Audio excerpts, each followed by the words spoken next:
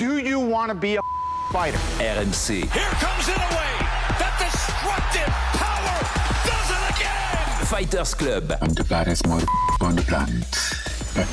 Hey, je vous avais dit quoi? Charles Chevalier. I am the greatest.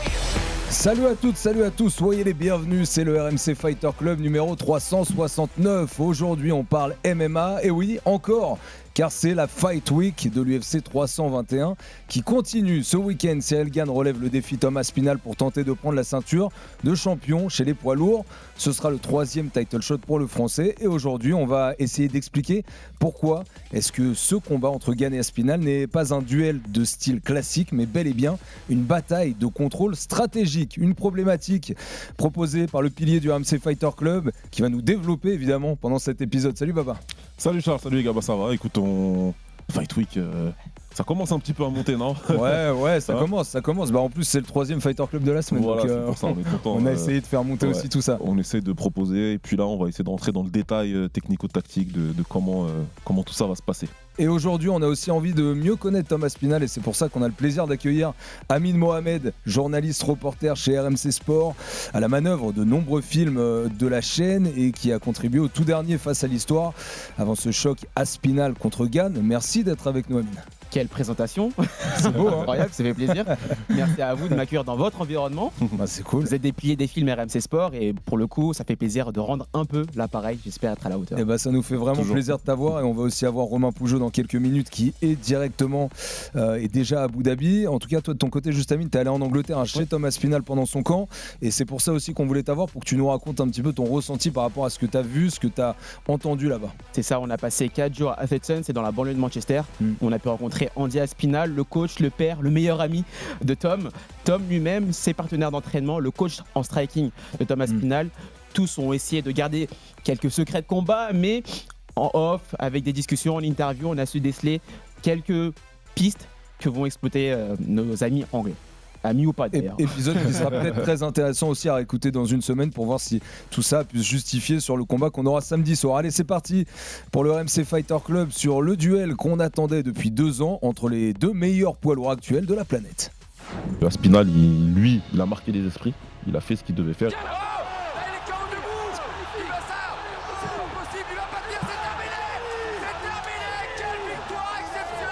La pression elle est plus anglaise. Le fait de tenir la ceinture fait que c'est moi qui viens la chercher, donc lui qui la défend. Ça donne quelque chose, je pense, d'un peu plus. Je pense que c'est lui qui a la pression un peu plus que moi. Thomas Spinal. Faut pas se laisser presser parce que progressivement. Quel finish de Thomas Spinal. Il a éteint. C'est terminé. Oh là là là là. Même lui, à peine à y croire. Waouh. Même lui se demande si c'est vraiment un rêve. J'ai l'impression que les codes c'est plus sur la tendance. Tu comprends? Et la tendance dans la cage, ça fonctionne pas. C'est les chiffres qui comptent.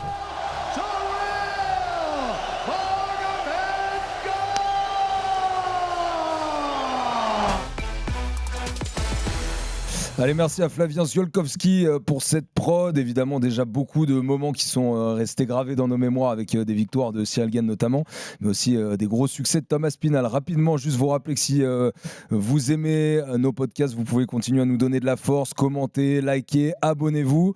Beaucoup de réactions généralement aussi dans les commentaires sur YouTube, donc n'hésitez pas. Et on essaye de les honorer au maximum dans le RMC Fighter Club, semaine après semaine. Abu Dhabi, ce sera donc le théâtre de cette UFC 321 avec cette ceinture des poids lourds qui va être mise en jeu pour la première fois par Thomas Spinal. Et justement, on va aller tout de suite prendre un petit peu de couleur locale, un petit peu d'ambiance locale avec Romain Pougeot, ton confrère, JRI, journaliste reporter d'Image. Il est au soleil là. Alors là, il est au soleil. Alors, Romain, je sais pas si tu nous entends. Je pense que plus qu'au soleil, là, tu dois être dans une clim, dans un hôtel quelque part, je pense. Salut Romain. Salut les gars, effectivement je vous entends bien, ouais, là c'est la clim des enfers hein, parce que dehors il fait pas loin de 42-43, donc quand on rentre à l'intérieur c'est moins 20, moins 25 degrés, on arrive à 20 degrés, hein. Mais il faut bien se couvrir dedans et il faut se découvrir à l'extérieur. Et voilà, les conseils sont donnés notamment à Baba qui prendra l'avion demain pour rejoindre Abu Dhabi pour faire sa valise, ce qu'il n'a pas encore fait je crois Baba. Merci pour le conseil, Romain, excuse-moi, je n'ai pas allumé mon micro, mais c'est clair, je vais faire attention à ma valise, ouais. Bon, Romain, alors aujourd'hui, donc on enregistre cet épisode, on est mercredi, début d'après-midi, donc je crois qu'il y a les conférences de presse qui sont faites, je crois qu'il y a Thomas Spinal là, qui est en train de passer en ce moment. En tout cas, on voulait juste savoir, parce que toi, tu es arrivé lundi à Abu Dhabi, avec notamment Thomas Desson et Yassine Zaouini qui sont aussi sur place. Tu as pu discuter un petit peu avec tout le monde, et je crois que notamment avec le papa de Thomas Spinal qui a pu te donner quelques informations que tu vas essayer de nous relater ici aujourd'hui. Déjà sur Thomas Spinal, alors dis-moi un petit peu de quoi tu as pu échanger avec son père, on le rappelle, entraîneur notamment, et puis la première ceinture noire de jiu-jitsu brésilien de l'histoire de l'Angleterre, et donc c'est ça qui fait aussi la base martiale de Thomas Spinal. Alors effectivement, on a eu mardi Thomas Spinal, mais on l'a eu que 5 minutes dans les one-to-one, ce qu'on appelle les interviews privilégiées des broadcasters. Et 5 minutes, c'est assez court finalement pour ressentir comment est Thomas Spinal. Il était plutôt à l'aise, toujours avec le sourire. C'est un bon gars, Thomas Spinal, qui a plutôt de la gouaille, qui arrive sans relative pression, en tout cas il ne le montre pas. Mais ce qui était intéressant, c'est qu'on a passé beaucoup plus de temps avec Andy Aspinall, que vous avez pu découvrir à travers le film RMC Sport. Alors Andy, c'est vraiment la bonne patte, hein.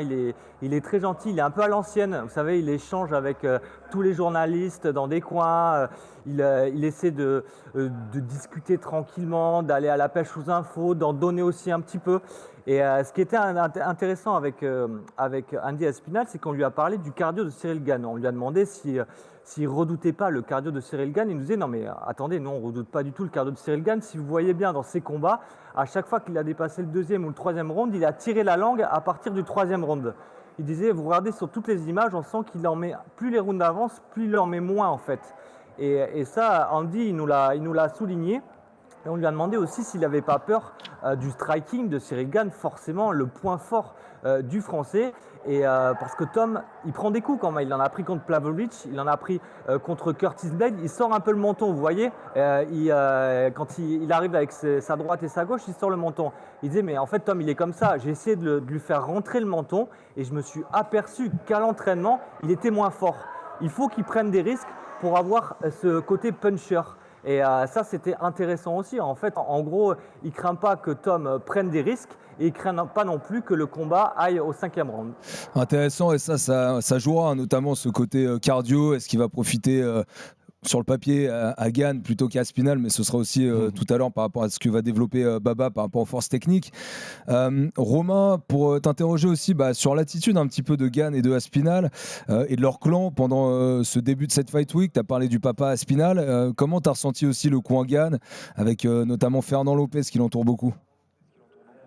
Alors, Cyril, comme à son habitude, on va dire que la pression, elle est un peu détachée. Il ne ressent pas cette pression, on l'a senti beaucoup plus serein, même tout à l'heure pendant la conférence de presse. Il a dit, j'ai appris de ces Fight Week. Il a dit, la Fight Week contre Francis, elle a vraiment été très dure parce qu'il y avait un storytelling autour de ce combat-là. Francis, l'ancien du MMA Factory, il y avait énormément de médias sur les côtes de Cyril Gane. Il y en avait un petit peu moins lorsqu'il a affronté John Jones.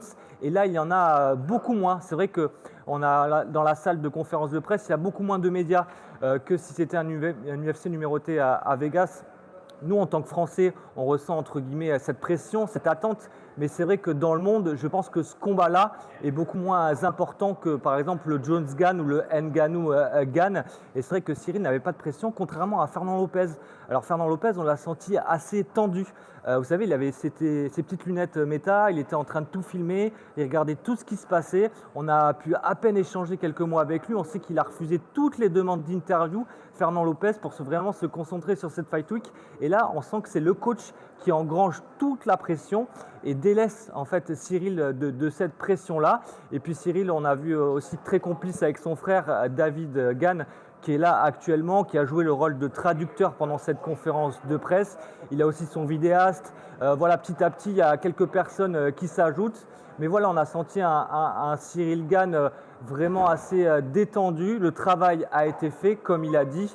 Et là, il profite, en fait, j'ai envie de dire, il profite de ces jours de Fight Week alors qu'on l'avait senti sous pression sur la Fight Week contre Francis Ngannou. Donc c'est peut-être là où il a appris et peut-être que ça va l'aider pour le combat de samedi soir. Un dernier mot très rapide, Romain, avant de te libérer, parce que tu as aussi du boulot. Les sacrifices qu'il a fait, Cyril Gane, sur ce camp, est-ce qu'ils ont été supérieurs par rapport à ce qu'il avait fait en 2022 contre Ngannou et en 2023 contre John Jones? C'est les sacrifices d'une vie, Charles. Les gars, vraiment, on peut... C'est un peu galvaudé cette expression, la prépa d'une vie, vous savez. Voilà, il a mis tout de son côté. Mais là, en fait, c'est le cas parce que Cyril, ça fait maintenant 8 semaines qu'il est aux Émirats Arabes Unis. Il a fait toute sa préparation à Dubaï. Cyril, c'est quelqu'un de très, très, très famille. Il est tout le temps avec ses filles, tout le temps avec sa femme. Et là, vraiment, il a délaissé sa famille pour mettre tout de son côté, s'entraîner 6 fois par semaine, 2 fois par jour. C'est la première fois qu'il fait ce genre d'intensité à l'entraînement. Et voilà, il a mis beaucoup de sacrifices. Il a raté la rentrée scolaire de ses enfants, par exemple. C'est quelque chose qui l'a beaucoup, beaucoup marqué. Il n'était pas là pour accompagner ses enfants à l'école tous les matins. C'est quelque chose pour Cyril Gane qui est très, très important. Et il a dit une chose forte hier dans l'interview avec Thomas Desson. Il a dit ma famille, elle va me voir heureux si je ramène la ceinture. Donc ma femme, elle a conscience de ce sacrifice-là et on en a parlé et c'est pour ça que j'ai pu le faire. Je serai heureux que si je ramène la ceinture à la maison. Et en fait, c'est une entente familiale qui a permis à Cyril de décider à partir à Dubaï. Il a aussi mis dans l'eau Fernand Lopez, hein, c'est pareil pour Fernand, ça fait 2 mois et demi maintenant qu'il est aux Émirats. Donc voilà, c'est des sacrifices de groupe qui, on l'espère, vont fonctionner samedi soir. Merci Romain, merci beaucoup de t'être rendu dispo avec nous sur ces petites 10 minutes. C'est très intéressant d'avoir un peu de ce que tu as ressenti déjà sur le début de cette Fight Week. Et si tu prends trop froid, il y a Amine qui est prêt à prendre l'avion, s'il y a besoin de te remplacer. Puis avec son récit, on a déjà l'impression d'être sur place. Clairement, on a les coulisses. Ouais, exactement, là on sent qu'il y a de l'agitation derrière toi. Merci Romain, et avec Baba, nous on te retrouve demain à Abu Dhabi. Et j'espère qu'on va nous aussi pouvoir profiter de cette Fight Week comme toi tu le fais, même si le boulot évidemment est bel et bien présent. Merci Romain. Les gars, très intéressant du coup d'avoir aussi toutes ces infos. On va déjà se baser sur ce qu'a dit Romain, Baba, pour rappeler rapidement les profils techniques des deux, parce que pour Cyril Gane, on le dit, hein, ça peut être potentiellement sa capacité à tenir la distance qui pourrait l'avantager contre Tom Aspinall, mais dans le côté Aspinall, on dit pourtant dès qu'on dépasse le 3e, Cyril Gane il commence à tirer la langue. Et pourtant, si on dépasse le 3e, ça devrait être plutôt à l'avantage de Cyril Gane. Quelles sont les qualités, donc les points forts que tu trouves à Cyril Gane puis à Tom Aspinall?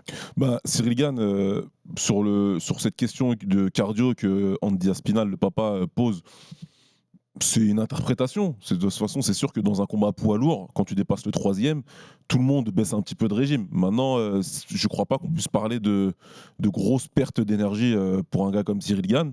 Il va envoyer moins, mais par contre, il va être plus létal parce qu'il a des finishes en fin de combat, il a des finishes après le 3e, il a des finishes dans le 4e. Donc, c'est quelqu'un qui va te briser ta volonté, qui va te briser physiquement. Il a évidemment son fight IQ à mettre en valeur. Cyril, c'est un combattant intelligent, c'est un combattant très athlétique, qui évidemment travaille très bien sur les déplacements, sur la distance, on aime bien dire tout le temps il bouge comme un welterweight. Bon, c'est pareil, on galvaude un petit peu, il faut faire doucement avec ça. Mais il se déplace très bien pour un poids lourd, mieux que la plupart des poids lourds. Et il a un gros bagage technique, il vient du Muay Thai et il défend plutôt bien, même très bien, les coups.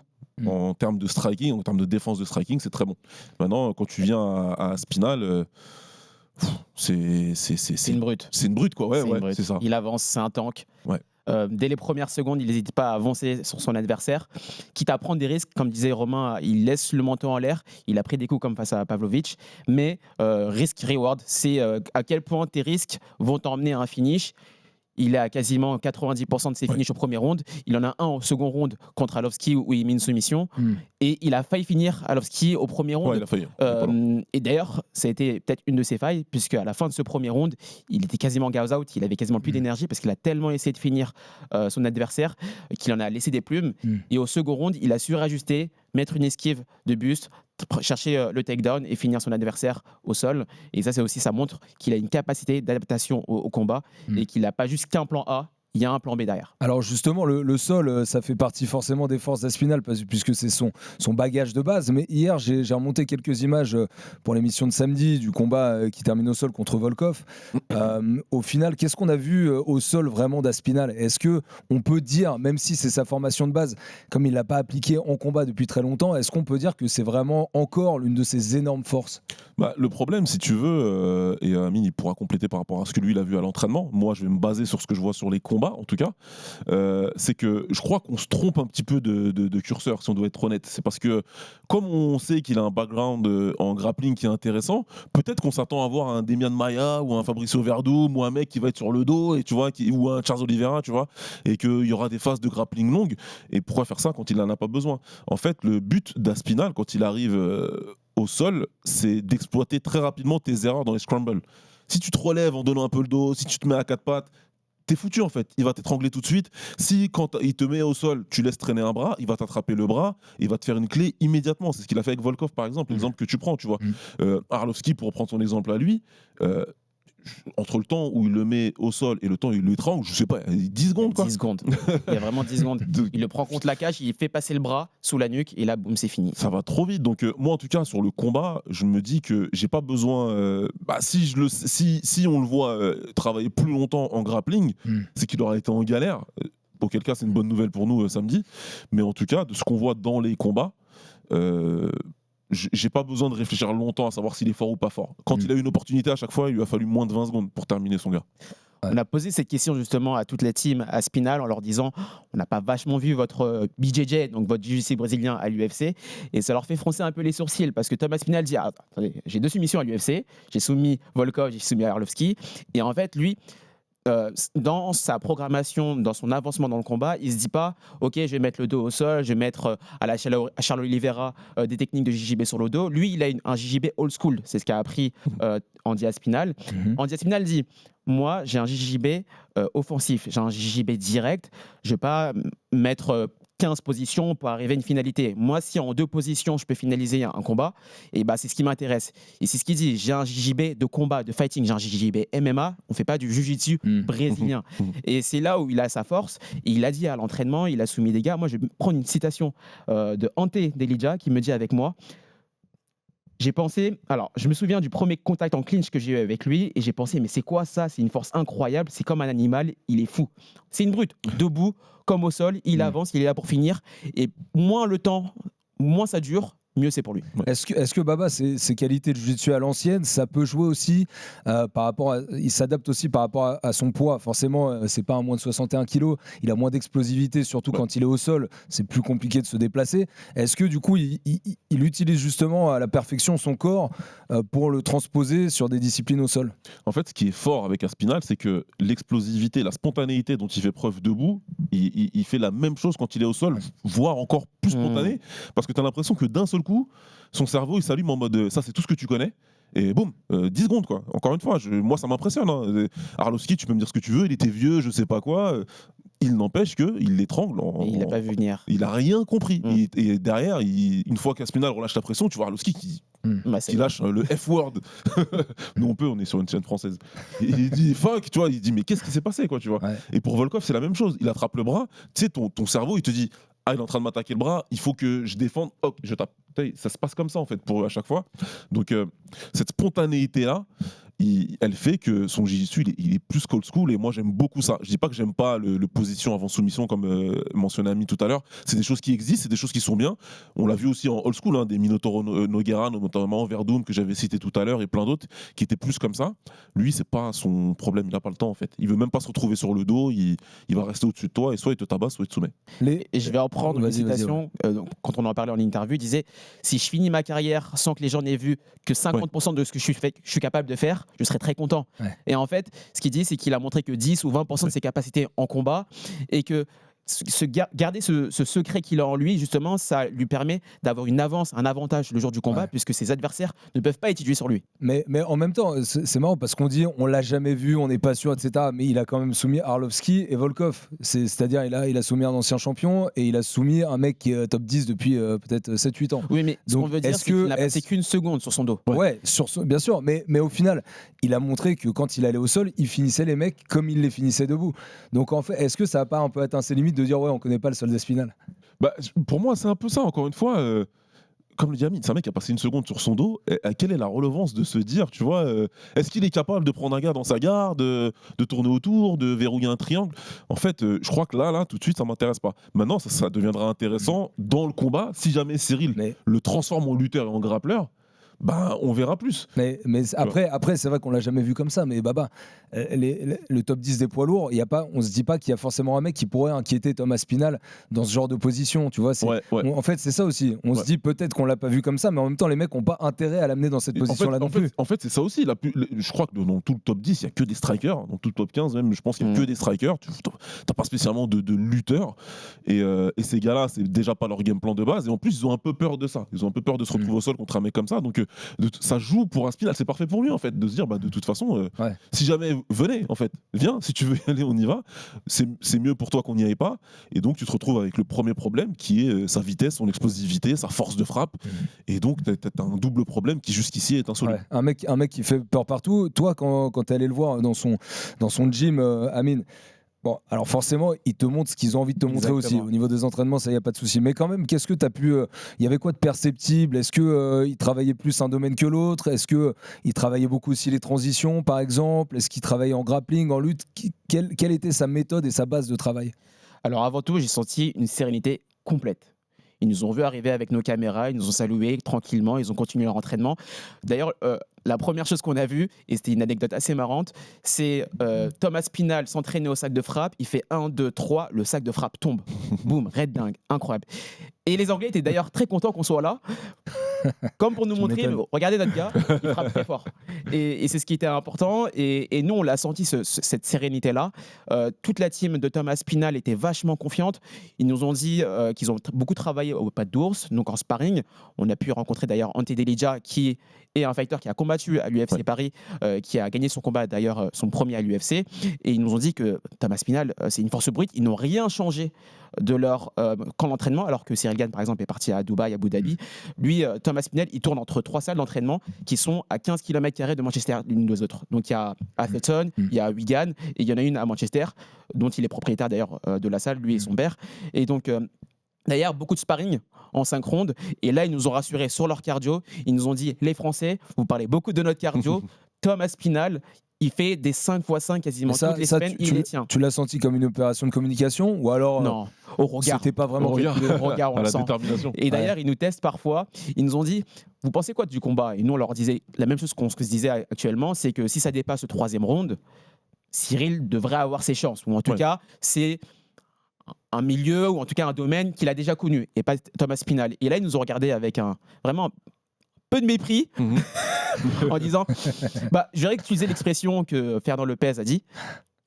On connaît une chose que vous ne savez pas. On sait quelque chose que vous ne savez pas. Et là, clairement, ils avaient presque hâte que Thomas Spinal fasse un 5 rounds pour qu'on leur montre que Thomas Spinal tient ces rounds-là. Et clairement, j'ai senti une sérénité absolue du coach Andy Aspinall, du coach striking Stipe, qui disait que la force de frappe de Thomas Spinal, c'est un don de Dieu, c'est son expression, et du partenaire d'entraînement Ante Delija, qui dit carrément faire...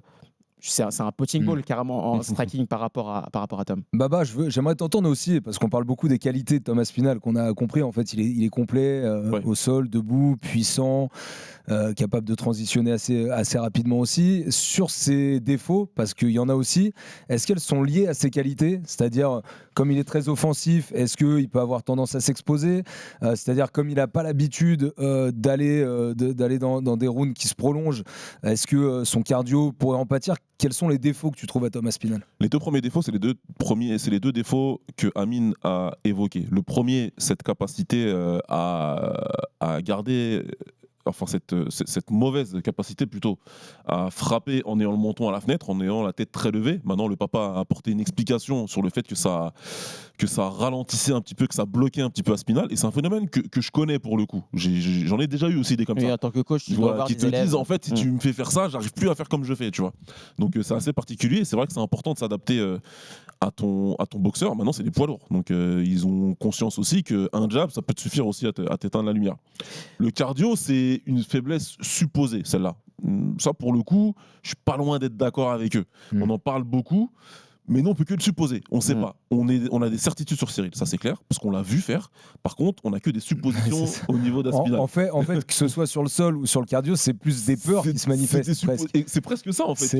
Il y a une citation que j'adore en anglais qui s'appelle « You create what you dread ». Tu crées ce que tu crains. Et nous, on va dire peut-être que le cardio. En fait, on ne sait pas. La vérité, c'est qu'on ne sait pas. Et que même si on gardait la tête froide, vu l'athlète que c'est Aspinal, on devrait même plutôt se dire l'inverse. A priori, il n'y a pas de raison pour laquelle il ne pourrait pas faire 5 rounds. Moi, c'est plutôt comme ça que je le vois. Tu vois, je me dis, le gars, c'est pas en termes de poids lourd, c'est pas Butterbean, pour ceux qui le connaissent. Tu vois, c'est un mec qui est athlétique, il est prêt, il est carré, il est affûté. Donc, a priori, il n'y a pas de souci. Maintenant, il y a des petits défauts techniques. Le fait qu'il ne bloque pas les low kicks, par exemple. Il va avoir un petit défaut d'expérience. C'est paradoxal parce qu'il a commencé sa carrière avant Cyril. Il a commencé sa carrière, lui, un petit peu avant lui. Cyril commence le Muay Thai en 2015. À ce moment-là, Aspinal, je crois qu'il combat déjà en MMA. Maintenant, Cyril, son expérience à l'UFC, elle est quand même pas mal, surtout au très haut niveau. Je dirais que... Il fait premier combat pro en 2014, Thomas Aspinal. Ouais. Moi, je pense que, et c'est encore une fois, le problème de Thomas Aspinal, c'est ça en fait. Quand tu veux parler de ses faiblesses, c'est que la plupart du temps, tu es dans la spéculation. Tu vois, et quand on l'interroge, il a réponse à tout. Nous, pour le coup, à Manchester, on lui a parlé justement du fait d'avoir le moteur à l'air.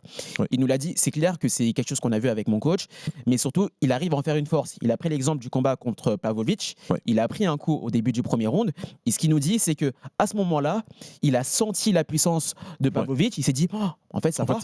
Ça va, je peux assumer son coup et donc du coup je peux avancer sur Pavlovich et c'est comme ça qu'il arrive à le finir. Exactement. Ça, il y a pas mal de combattants qui vont dire qu'ils ont besoin d'une bonne, par exemple, je sais plus qui j'avais entendu dire, j'ai besoin de me prendre un gros middle pour comprendre que là je suis dans le combat, tu vois. Donc peut-être que Thomas Aspinal, il a besoin de cette claque en début de fight. Et concernant les checks en low kick, on lui a parlé de ça également et il nous a pris le combat contre Sofiane Boukishou, justement qu'il a eu au Cage Warrior. Et bon, malheureusement c'est mal fini, mais ce qu'il nous dit c'est que Sofiane Boukishou a envoyé un low kick à Thomas Aspinal et que malheureusement son low kick a atterri sur le genou de Thomas Aspinal et quand il a ratterri son pied au sol, malheureusement il s'est fait le tibial. Image très dure à voir d'ailleurs. Donc il l'a pas dit pour se vanter.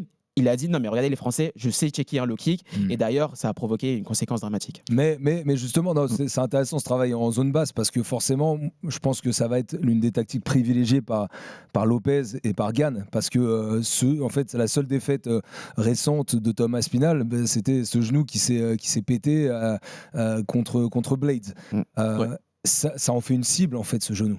Bien sûr, de toute façon et de toute façon en règle générale. Cyril travaille plutôt bien en low kick, même si c'est pas une approche vraiment lourde. Il le fait pas vraiment. Dès que je commence, je vais lui casser les jambes.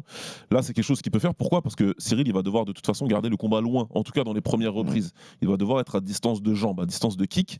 Et les low kicks, c'est la première chose que tu peux envoyer facilement. Si tu prépares avec tes feintes, c'est quelque chose qui fait très bien, notamment où tu travailles derrière ton jab. Il y a pas de problème. C'est envoyer un low kick nu entre guillemets, où tu vas t'exposer au contre explosif d'Aspinal. Donc, il faudra faire attention à ça. Mais si tu veux, je dirais que pour rester dans les spéculations sur ses défauts, mais c'est pas vraiment de spéculation, c'est que il a le défaut de sa principale qualité, c'est sa spontanéité. Encore une fois, c'est quelqu'un, Aspinal, dans la prise de décision, qui est très intéressant.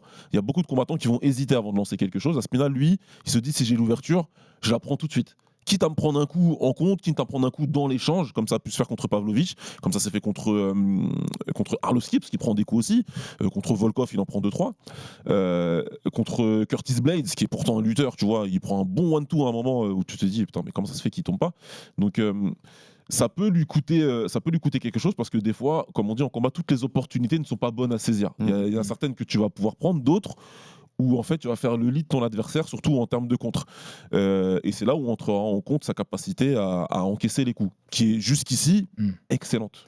Mais il y a ça aussi sur par rapport à Cyril, c'est que là pareil, hier, j'ai remonté certains de ses combats. J'ai enchaîné les combats Lewis, Spivak et Tuivasa. La capacité d'enchaîner en striking de Cyril, quand même, quitte à on sait que son striking est excellent, mais je veux dire, ces séquences-là, elles sont assez folles quand même, parce qu'il enchaîne un nombre de coups pas possible. On sent qu'il se fatigue pas. Il arrive à salir aussi un tout petit peu contre Spivak. Il y a quand même des coups à la fin qui vont un peu derrière la tête, etc. C'est-à-dire que Cyril, quand il a réussi à connecter une fois, il arrive à saisir la brèche. Ça va être là le danger, peut-être aussi, Baba. Est-ce que s'il arrive à toucher un tout petit peu Aspinall, du coup à se rapprocher de lui, que là Aspinall vienne coller et essaye de l'emmener au sol, et que là cette phase offensive vienne être stoppée par quelque chose qu'il n'avait pas forcément prévu? Ouais, c'est possible, c'est possible. Après, Cyril il a la même capacité qu'Aspinall, je trouve, dans le finish, à envoyer des coups. Un peu de partout. Il y a des Je trouve qu'il y a une vraie analogie à faire là-dessus. Je me suis fait la réflexion quand je refaisais du visionnage sur Aspinall, et les coups dont tu parles, contre Arlovski, je me dis putain, ils font la même chose. Ouais. Donc ouais, bien sûr. Il y a des scénarios vraiment intéressants que tu peux t'imaginer. Ça peut très bien se passer comme Poatan et Adesanya la deuxième fois, où Poatan accélère, et c'est à ce moment-là qu'il se prend un contre de l'espace et qui se fait endormir, parce que c'est deux mecs hyper dangereux à distance, et c'est deux mecs hyper dangereux dans la poche. Cyril, il a pu le montrer contre Francis, il est capable de rester dans la poche. Il n'a pas peur de ça, il peut échanger avec. Il se protège bien avec son coup, notamment coup de remise avec son uppercut gauche qui passe très très bien. Moi, je dirais que les deux combattants ont le goût du sang. Dès qu'ils voient que l'adversaire vacille un peu, ils n'hésitent pas à franchir le cap, à accélérer le rythme. Je dirais que Tom Aspinall a une puissance supérieure à celle de Cyril, ce qui fait que quand il accélère, les adversaires tombent très vite. Là où Cyril travaille beaucoup plus en rythme et qu'il a besoin de développer beaucoup plus de coups pour réussir à faire tomber son adversaire, ce qui peut lui poser des soucis, notamment contre Tuivasa. On l'a vu à l'UFC Paris, où quand il a enchaîné donc Tai a juste remis un coup, donc c'était un overhand du droit, et qui a touché, connecté Cyril, qui a dû reculer. Si le même overhand passe de la part de Tom Aspinall, je pense qu'il peut faire un peu plus de dégâts. Exactement. Donc il faudra faire attention à ça. Chez Tom Aspinall, Baba, tu voulais souligner aussi un vrai danger qui vont être, comme on l'a évoqué, ces transitions. Et donc, pour toi, il y a 3 règles à respecter pour Tom Aspinall, mais ça génère aussi 3 risques pour Cyril. Ouais. En fait, pour moi, et quand on parle du sol d'Aspinall, c'est là où je pense qu'il faut focus beaucoup plus sur ses transitions, sur sa capacité à transitionner d'une position à l'autre, plutôt que sur son sol en percée. En fait, il va te toucher debout, il l'a fait avec tous ses adversaires, mais sa capacité à te suivre au sol pour terminer le combat, forcer l'arbitre à arrêter le combat, c'est son arme la plus intéressante. La deuxième chose, et Amine l'a évoqué tout à l'heure, c'est sa capacité à s'adapter pendant une transition, c'est-à-dire que il vide un petit peu son réservoir contre Arlovski dans la première reprise. Dans la deuxième, il redevient intelligent, entre guillemets, il redevient honnête. Il se dit, en fait, il faut que je le mène au sol, ce gars, tu vois. Et il se prend pas la tête. Au bout de, je sais pas, peut-être 20 secondes ou 30 secondes dans la première reprise, dans la deuxième, pardon, il emmène au sol et il l'étrangle et on n'en parle plus. Et c'est cette transition, c'est scramble où là tu te dis, bordel quoi. Tu peux rien lui laisser en transition, tu peux pas te relever normalement, tu peux pas. Et c'est là il va t'attraper. Lui, c'est simple, il a des entrées qui sont hyper propres. Quand il est debout et qu'il veut rentrer dans ta distance, ça va vite, c'est explosif et en plus il rentre en boxant. Il rentre pas juste comme ça. Il rentre avec son jab et boum, il l'attrape. Et là, il est là, et soit il te frappe et il t'éteint, soit en fait, il peut t'amener au sol, soit il peut te clincher, etc. Ensuite, la transition, elle est quasi immédiate. S'il te fait tomber avec un coup, tu peux t'assurer à 1000% qu'une demi-seconde plus tard, il est au-dessus de toi, en train de te frapper ou en train de t'étrangler, et il te laisse pas de temps mort, il te laisse pas le temps de réagir, que ce soit debout dans cette entrée, que ce soit pendant la transition, ou ensuite dans cette phase de finish, il n'y a pas de temps mort. Tu sais, il y a des gens qui se réorganisent avant de te terminer. Lui, non, en fait, il y va, boum, boum, boum, boum, boum, boum, boum, il regarde l'arbitre, arrête-le. Et ça aussi, c'est quelque chose de très tactique, tu vois. Il y a peut-être pas tous les coups qui passent dans ces hammer fist et tout, mais tu regardes l'arbitre, bah écoute, qu'est-ce qu'on fait? On le finit ou pas? Et il le termine. Donc, ces risques-là, pour Cyril, le premier, c'est les scrambles. Il y a des grosses chances, il y a de fortes chances que le combat soit au moins en clinch. Il faudra faire très attention aux positions que tu vas peut-être abandonner ou que tu vas peut-être essayer de prendre contre Aspinall, parce que lui, il va punir tes erreurs. Ça, c'est une chose qui est importante. Après, le clinch, pardon Amine, mais si lui, Cyril, joue sur ses forces et développe aussi le clinch Muay Thai, là, il peut peut-être tirer un avantage du clinch. Ou alors, est-ce que Tom Aspinall aura bien préparé ça? Le problème, c'est que si tu pars en clinch pur Muay Thai, c'est-à-dire que les Américains appellent ça le double collar tie, donc te mettre tes deux mains derrière la tête, Bah, le problème, c'est qu'Aspinall, il peut plonger en bas, tu vois. Ouais. Il va aller chercher tes jambes, il va Donc te ramener au sol. s'il essaye de lever un genou pour faire mal, par exemple, il peut se prendre une Il y a saisie une et l'emmener au sol. opportunité, et en fait, c'est ce qu'Aspinall montre, c'est qu'il est capable de saisir ces opportunités-là assez rapidement. Il a une prise de décision, une spontanéité qui fait que il va punir ton erreur. Donc, et que ce soit dans les scrambles, que ce soit quand il est en top, donc sur le ground and pound, ou que ce soit sur tes positions, la moindre erreur sera punie. Donc, et avant de laisser la parole à Amine sur ça, parce qu'il l'a vu encore une fois en prépa, les réponses, ça va être sur les scrambles d'être ultra intelligent. C'est-à-dire qu'il faut réfléchir à ce que tu fais, comment tu vas te relever, respecter en fait toutes les règles en termes de changement de position. Quand je dis scramble, parce que peut-être que tout le monde ne comprend pas, mais c'est changement de position qu'on va avoir au sol sur les transitions. Essayer de se relever vite, ça paraît bête, mais il faut se relever vite. Se relever vite sans prendre de risque. Voilà, parce que s'il donne il faut son dos, combiner les deux. Il faut combiner les deux, tu vois, mais il y a quand même ce sens de l'urgence. De pas, il faut, entre guillemets, faut pas s'amuser à avoir ce mec-là longtemps au-dessus de toi parce que ça peut être dramatique. Et puis, je sais pas si tu es d'accord avec moi, mais souvent dans les scrambles, Cyril a tendance à laisser un peu traîner la tête. c'était mon troisième point. Ok. Ne pas donner la tête, ne pas donner le dos. Mais vas-y, poursuis Amine. Non mais vas-y, parce que t'es le coach. Moi, notamment sur le combat contre Volkov, Cyril, on le sait tous, il s'est cassé le pied et il a utilisé donc la tactique d'aller au sol, il l'a emmené très vite au sol au deuxième round, et que sur les transitions, parfois on a vu Volkov faire plusieurs tentatives de guillotine parce que Cyril laissait traîner la tête, et ça clairement ça peut être un axe à surveiller pour Cyril Gane. Et puis à ces poids-là, en plus, même dans une position qui n'est pas forcément très académique, comme dans celle dans laquelle il s'est retrouvé face à Jones, et avec la force et le poids d'Aspinall, la moindre position peut être punie très vite. C'est dur parce que Jones et Aspinall partagent cette qualité d'être très très forts en top position. Au-dessus, c'est les deux meilleurs. C'est les deux meilleurs quasiment à l'UFC, quoi. Il n'y a pas beaucoup de mecs là aujourd'hui qui sont plus forts qu'eux dans cette position-là. Et c'est vrai qu'avec Jones, on l'a vu assez vite. C'est les mecs qui sont à la fois spontanés et forts. Tu vois, Jones, il a vu la tête, il l'a attrapé.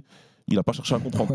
Aspinall, c'est la même chose, peut-être même plus rapide que ça encore. Tu vois, lui, il va encore plus vite dans ces phases-là. Donc, malheureusement, oui, t'as quasiment jamais le droit à l'erreur dans des combats. Il y a des erreurs où tu vas recevoir une punition entre guillemets légère, où tu vas te dire, oula, si je refais ça, je suis dans la merde. Là, l'erreur avec Aspinall est synonyme de taper ou de te faire étendre. Après, justement, je vais venir vers toi, Baba, dans une seconde pour savoir ce que doit faire finalement tout simplement Cyril pour gagner, même s'il y a eu des éléments de réponse dans ce qu'on a déjà distillé. Amine, par rapport à ce que tu as ressenti là-bas, tu vois, tu disais le camp, c'est la même chose, c'est les mêmes gars, tout est resté un petit peu pareil chez Tom Aspinall. Tu as eu l'impression d'un mec qui essaye de travailler de nouvelles choses quand même, qui essaye d'essayer de s'ouvrir vers d'autres opportunités, ou alors un mec qui simplement se repose sur ses forces qu'il a déjà, qu'il connaît très bien, et qui essaye de les développer encore. Qu'est-ce que tu as ressenti ? Alors, à la différence de Cyril Gane, Tom Aspinall n'a pas encore perdu de combat pour le titre. Donc, c'est difficile de se remettre en question. C'est ça, quand on est sur une série de victoires. Bon, il y a eu cette défaite malheureuse contre Blades. Qui repose sur lui aussi. Exactement. Donc, il n'y a pas vraiment de pression. Ils nous ont dit que voilà, ils étaient sur un même camp d'entraînement comme d'habitude. Celui qui a la baguette, c'est le même, c'est Andy Aspinall, qui fait en sorte que Tom Aspinall fasse ses 2 entraînements quotidiens. D'ailleurs, Andy Aspinall, il a 95% des entraînements de Tom, de son fils. C'est clairement un projet, Andy Aspinall. Donc non, j'ai pas senti de pression particulière. Il y a juste eu un moment où ils nous ont dit d'éteindre les caméras. Je pense qu'ils étaient en train de faire des secrets de fabrique. Et j'ai cru comprendre ensuite qu'ils travaillaient justement le sol, les transitions, les scrambles et les prises en fait en judo. Donc on est passé de l'autre côté de la salle, on a fait des interviews, donc il y a clairement des choses qu'ils ne souhaitent pas qu'on voit, mais sinon non, j'ai pas senti de pression particulière là-dessus. Mais attends, excuse-moi Charles, mais est-ce que, parce que les échanges que tu nous racontes depuis tout à l'heure, mais toi, il y a toi qui peux nous dire parce que tu étais là-bas, mais j'essaie de voir, est-ce que tu ressentais quelque chose qui était à la frontière de l'arrogance, ou c'est juste un clan en fait, ils fonctionnent de façon clanique, ils se disent qu'avec toutes les armes qu'ils ont en termes d'entraînement et en termes d'installation, plus l'ajout de Rico quand ils ont besoin de Rico Verhoeven, un champion du Glory, quand il y a besoin de travailler le striking, toi, où tu situes en fait le curseur entre nous de toute façon on est sûr de notre force et t'es peut-être un petit peu dans l'arrogance, ou est-ce que non, c'est juste on est humble, clanique et puis vous verrez bien quoi. Moi, je pense que globalement, dans ce qui est de la vie en général, on a pu beaucoup parler de société, de culture avec eux. C'est des gens hyper humbles. Ils habitent dans la banlieue de Manchester où on ne gagne pas franchement énormément bien sa vie. Et ils ont connu des années de galère. Tom Aspinall a dû emprunter de l'argent à tout le monde pour gagner sa vie. Donc, il y a cette humilité concernant la vie. En ce qui concerne les compétences martiales, ils sont ultra confiants. Ouais. Mais pas confiants dans un sens où ils se disent l'adversaire est nul. Non, dans un sens où on a tellement travaillé nos points forts, on a tellement accumulé de skill set que presque personne ne peut nous battre aujourd'hui. Ok. Il y a eu le défi John Jones, on en a parlé, où ils disaient, nous on n'avait qu'une hâte, c'était de montrer qu'on avait justement acquis des compétences à la hauteur de celui qui est considéré comme le meilleur de tous les temps. Et donc il y avait un défi en termes de compétences martiales. Là aujourd'hui ils se disent, on a analysé Cyril Gane, on a eu 7 combats à l'UFC de très très haut niveau, on a eu 3 chances pour le titre intérimaire plus street incontesté. On sait comment il combat, on sait quelles sont ses faiblesses, on sait ce qu'il fait quand l'adversaire plonge dans les jambes, on sait ce qu'il fait justement quand le combat reste debout. Tout a été analysé et donc on est tellement confiant qu'a priori rien ne peut nous arriver. Alors ça reste un combat, ça reste les poids lourds. Ils nous disent si Cyril Gane connecte bien sous la tempe, clairement ça peut tomber. Mais j'ai pas vraiment senti de pure arrogance, tu sais. C'était pas un Conor McGregor, c'était pas, tu vois, c'était juste on bosse. Une grande confiance dans leur prépa qui fait que on bosse très bien et depuis des années. Et donc potentiellement ça reviendrait à un Tom Aspinall qui reste basé sur ce qu'il sait faire à ses forces jusqu'au moment où il perdra et peut-être que là il sera obligé de changer un petit peu d'option d'envisager les choses. Je dirais il bosse très bien, mais il dit surtout qu'on n'a pas encore vu ce qu'il sait faire. C'est ça, et pour lui, il a une énorme boîte magique. C'est clair. Et il peut pêcher là-dedans quand il y a des scénarios de combat qu'il n'a pas encore connus. Et en fait, c'est surtout ça dont ils ont hâte.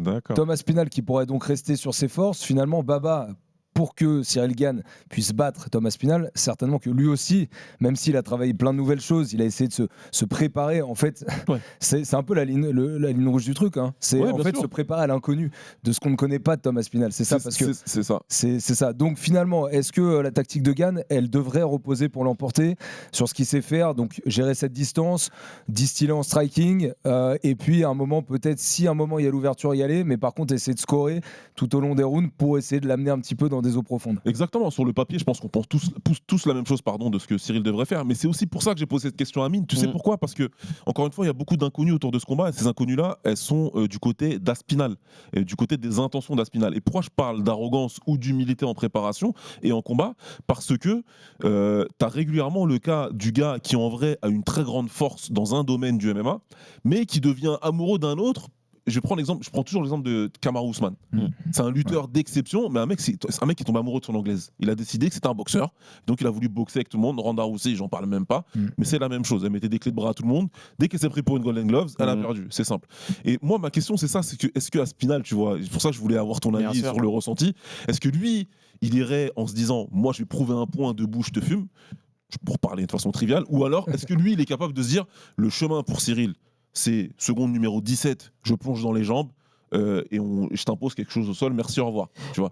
Je pense qu'il est convaincu qu'il peut connecter Cyril et qu'il peut le faire tomber comme ça, et d'ailleurs ses coachs aussi. On a demandé des pronostics, mais clairement ils ont prédit le chaos, tous dans son équipe, que ce soit le coach striking, le sparring partner, et pas Tom lui-même parce qu'il ne nous l'a pas dit, mais Andy Aspinall nous le dit. Donc clairement ça paraît être la stratégie visée. Après, est-ce qu'il y a un peu de bancard moteur avec des Français ? Parce que clairement, on est vu comme la team Gane sur place. Nous, on leur dit non, les gars, on est médias diffuseurs. Mais clairement, il y a peut-être un peu d'intox là-dessus. Mais je pense qu'ils viseront le chaos. En tout cas, c'est ce qui était mis. Et c'est pour ça que pour moi, c'était un petit peu de l'input qui était importante, parce que c'est ce que je pense aussi. Moi, je crois qu'Aspinall va être comme ce qu'il a fait pour tous les autres combats, qui va venir striker. Dans ce cas-là, effectivement, ce qui est primordial pour Cyril, c'est de contrôler à la fois la distance et le timing, le tempo du combat. Il va devoir, lui, se déplacer.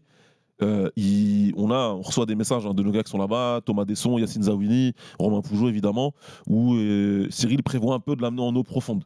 Et évidemment, il va faire ça avec son striking, donc se déplacer beaucoup, utiliser la cage, le faire courir, le faire galérer pour le cadrer. Donc il va avoir besoin d'utiliser son jeu de jambes, son footwork, il va avoir besoin d'utiliser ses kicks, à la fois ses low kicks et ses front kicks, tout en faisant attention à ne pas se les faire saisir.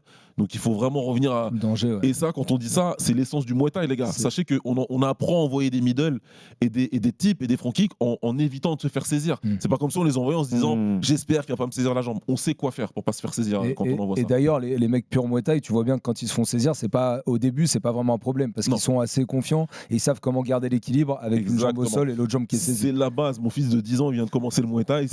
Ça l'énerve, tu vois, parce qu'ils font beaucoup de ça, mais c'est du drilling que tu fais très vite au début de ta vie de combattant. Donc c'est important de partir là-dessus. Ouais. C'est du coup les low kicks, j'y reviens, mais est-ce que c'est la jambe droite, c'est le genou droit, je crois, d'Aspinall qui avait été touché. Du coup, Cyril étant droitier, c'est la jambe avant de Cyril qui pourrait être en contact avec le genou droit de Tom Aspinall. Est-ce que ça c'est avantageux dans la manière est-ce que ça aurait été mieux que ce soit la jambe arrière qui soit du côté blessé ou alors est-ce que c'est mieux que ce soit la jambe avant? Notre ami Cyril Gall. D'ailleurs, pour envoyer ses kicks, il se met souvent en gaucher pour envoyer des kicks intérieurs. Changement de garde pour envoyer des kicks arrière. Et puis personnellement, si j'étais dans l'entourage de Cyril, la première chose que je ferais, c'est pour le coup là, il faut combattre en gaucher. Parce que ça va ajouter de la distance. Sans faire de changement de garde, tu veux dire privilégier la garde gaucher. Tu pars en gaucher parce que ça va ajouter de la distance. Ta jambe arrière va être plus loin. Avec ta jambe arrière en gaucher, tu peux aller travailler sur la jambe arrière d'un droitier. C'est quelque chose que les droitiers détestent. Ils aiment pas qu'on vienne travailler sur leur jambe arrière en low kick parce qu'ils n'ont pas l'habitude d'en recevoir là-dessus contre un gaucher, tu vois. Contre un mec qui est dans leur garde, c'est différent. Donc moi, en tout cas, oui, je penserais sur ces low kicks là, ou sinon, il faut travailler sur la jambe qui est devant toi, à l'intérieur, en low kick sur sa garde du gaucher. Ne pas hésiter à envoyer des front kicks dessus, tu vois. C'est des coups qui sont moches. Ça fait super mal. Moi, j'ai une question pour le coach Baba. Imaginons un scénario catastrophe, un peu à la Volkov, où Cyril Gane a une blessure au pied ou autre, j'en sais rien, mais en tout cas n'arrive pas à mettre en place son striking. Qu'est-ce que tu fais à la place de Cyril? Est-ce que tu essaies de l'emmener au sol? Le truc, c'est que... Parce que pour l'instant, on n'a pas encore vu Tom Aspinall sur son dos. En fait, donc, a priori, on ne sait pas ce qu'il vaut. Et c'est une question super intéressante et super importante parce que là, quand on fait nos scénarios sur ce combat-là, on est trop binaire. On est trop binaire en fait. Est-ce que Cyril il va réussir à le garder debout et du coup il tourne autour de lui? Est-ce que Aspinall l'amène au sol, le met sur son dos et le soumet? Il y a une troisième option où Cyril n'a pas trop le choix ou peut-être a le choix, je sais pas, et il décide qu'il a bien travaillé sur sa lutte et qu'il est capable de mettre un adversaire comme Aspinall sur son dos et de faire du dégât et de faire mal, tu vois. C'est un poids lourd, c'est des poids lourds. Deux coups qui tombent comme ça en ground and pound, ça va super vite, ça fait super mal et c'est pas une position dans laquelle Aspinall il est capable il a l'habitude de se retrouver. Donc le cas échéant pour la question que tu me poses, je pense que de toute façon il n'aura pas trop le choix et qu'il faudra le faire et qu'il faudra confiance en sa préparation. Maintenant, est-ce que c'est quelque chose que je préconiserais en game plan? Non. J'irai pas jusque-là. En option C. En option C, voilà, ça peut le faire. Mais ça participe de cette chose-là, pour revenir au striking, de bien faire attention à la sélection de coups. Parce que justement, tu peux te blesser, donc il faut faire attention à quand tu vas frapper, choisir tes moments où tu frappes. Mais la priorité aussi, ça va être la responsabilité défensive. Parce qu'il va falloir vraiment tourner, bouger la tête, bien lever les mains. Il couvre la distance rapidement, donc être prêt à ressortir, tu vois, décaler.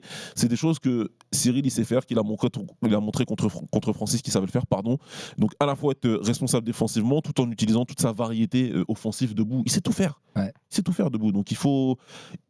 En fait, encore une fois, il faut y aller avec un game plan intelligent, mais il faut y aller conquérant.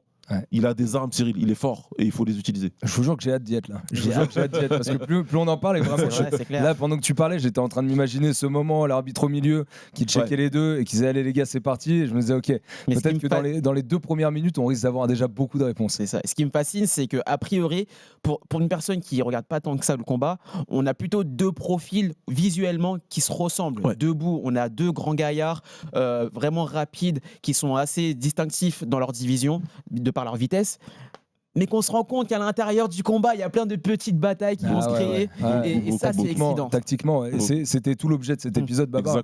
C'était de montrer que au-delà de 2 cogneurs qui sont peut-être 2 des plus gros cogneurs de la planète, et notamment pour Aspinall qui l'a prouvé sur tous ses combats à l'UFC, et tactiquement il y a aussi beaucoup de choses à surveiller.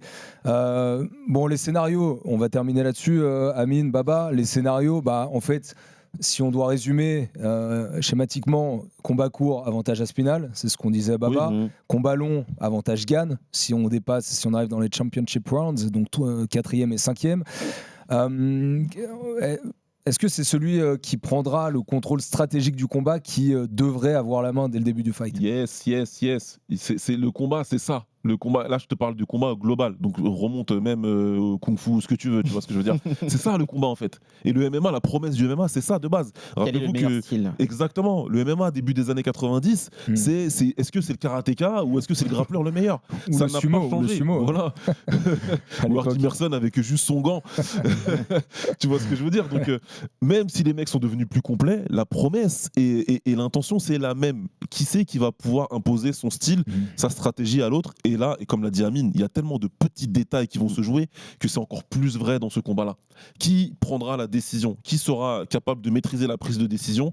Prendra un avantage vraiment certain sur le combat. Est-ce que ça équivaut à une prise de risque ? Est-ce que la prise de risque équivaudra à une prise en main stratégique du combat ? Bien sûr, bien Forcément. sûr. Bien sûr. Forcément des risques. Moi, il faudra forcément prendre des risques. On ne remporte pas un titre des poids lourds sans prendre des risques. Quand Thomas Spinal met KO Pavlovich, il a accepté de prendre un coup de la part du plus gros puncher à l'époque de la division, celui qui mettait 6 KO d'affilée au premier round. C'était la terreur russe à Pavlovich. Ouais. Et clairement, il a pris ce risque-là. Si elle gagne, doit prendre d'autres risques. Il va pas falloir qu'il se découvre dès les premières minutes du combat. Mais à un moment donné, il va falloir qu'il aille chercher son destin parce qu'il a eu 2 fois sa chance, 2 fois il a loupé sa chance, même si on peut discuter de ce premier combat contre Francis Ngannou. Et aujourd'hui, c'est son destin. Il doit être champion. On doit être champion. La France mérite un champion français chez les poids lourds. On a eu Teddy Riner en judo. On a eu David Douillet également en judo. On mérite notre temps dans le MMA. Exactement. Est-ce qu'on peut avoir peur d'un Cyril Gane qui a réussi à scorer mais sans créer trop de dégâts ? Un Spinal qui score un peu moins mais qui crée plus de dégâts et qui du coup si le combat se prolonge et même arrive à une décision, que Cyril Gane soit désavantagé par rapport à ça ? Mais je vois pas Thomas Spinal faire 5 rounds en scorant. Je crois pas parce que pour reprendre ce que disait Amine, c'est exactement ça. Sur cette prise de décision, sur cette prise de risque, Aspinall c'est quelqu'un qui il prend des risques sans concession. Tu vois, et cette spontanéité, elle l'accompagne tout le temps. C'est-à-dire que lui, il va se dire, moi, je vois l'opportunité, je vois le trou dans la garde, je prends le risque d'y aller, je me fais toucher. Mais moi, je crois sincèrement que, quand moi, il le dit, hein, il y a une phrase qui lui dit que n'importe quel humain, si je le touche, de toute façon, il descend. Et lui, il est convaincu de ça. Donc lui, il n'y a pas de question à se poser sur sa prise de risque. Par contre, Cyril, il va devoir prendre un risque calculé. À un moment donné, le gars, il rentre, tu vas être obligé de te dire, c'est le moment où je dois le contrer. Ouais. Tu vois, c'est le moment où je dois envoyer. Parce qu'il a dit, il le dit Amine, tu vas pas pouvoir gagner le combat, je crois pas que tu pourras le faire que en tournant. C'est pas possible. À un moment, tu devras faire du dégât et tu devras te faire respecter. Obligatoire. Et rapidement dans le combat, il y a un jab qui doit toucher, il y a un tip qui doit toucher, il y a un low kick qui doit faire mal, il y a quelque chose qui doit te dire, Aspinall doit se dire, merde, peut-être qu'il faut que je change de plan, tu vois. Et c'est la prise de risque, tout ça. Ouais, et le meilleur cas de figure, c'est que si Cyril, via ses attaques répétées, ses low kicks, ses jabs, arrive à faire douter Thomas Spinal sur ses attaques, il aura presque gagné le combat. Parce que Thomas Spinal va choisir ses attaques beaucoup plus minutieusement, ce qui fait qu'il y aura de moins en moins d'offensives. Et s'il y a moins d'offensives, il y a de moins en moins de risques pour Cyril Gane. Et que derrière, il pourra réussir à mettre en place sa boxe, tourner comme il en a envie. Les clés tactiques de ce combat entre Thomas Spinal et Cyril Gane pour la ceinture de champion chez les poids lourds à l'UFC sont très claires. Merci, merci Amine déjà. Merci d'être Charles, passé dans le merci Baba, merci. C'est que la porte est ouverte et que tu viens évidemment quand tu veux. Tu as participé donc à ce film Face à l'Histoire qui est disponible sur la chaîne YouTube RMC Sport Combat, notamment avec cette visite en Angleterre auprès de Thomas Spinal, et tu nous as livré là justement et ton ressenti et des faits concrets que tu avais pu constater et là-bas. Si vous posez la question, c'est la voix d'Amine que vous entendez à la fin, le petit échange qui est super avec Tom où il questionne à propos des films. C'est ça. Franchement super, magnique. Et évidemment encore d'autres grands films à venir sur RMC Sport et avec Romain Pougeot qui était évidemment aux manettes pour ce Face à l'Histoire. Baba, merci à toi. Cette fois-ci, c'est le dernier Fighter Club de la semaine. Ouais. mais par contre, vous allez bien vous amuser. On va kiffer. Et Baba, toi, on va te retrouver sur tous les contenus parce qu'il y a des émissions mercredi soir, jeudi soir, vendredi soir et puis évidemment samedi soir, puisque tu seras au bord de cage auprès d'Antoine Simon pour commenter cette UFC 321. Exact. Donc profite bien aussi de toute cette semaine, Baba. Merci. Je pense que ça va être un grand kiff pour tout le monde. On espère que le résultat viendra couronner tout ce travail et tout cet engouement qu'on y met. En tout cas, merci à toutes et à tous de nous avoir suivis. Comme d'habitude, merci à Flavien Ziolkowski, à Daniel Torres qui était en régie pour cette émission. Merci à Arthur Robert, à Laurent Duplouy. Évidemment, continuez à liker, à commenter, à vous abonner pour continuer à suivre le RMC Fighter Club sur les plateformes de podcast et sur YouTube. À très très vite dans le RMC Fighter Club. Ciao. RMC Fighters Club.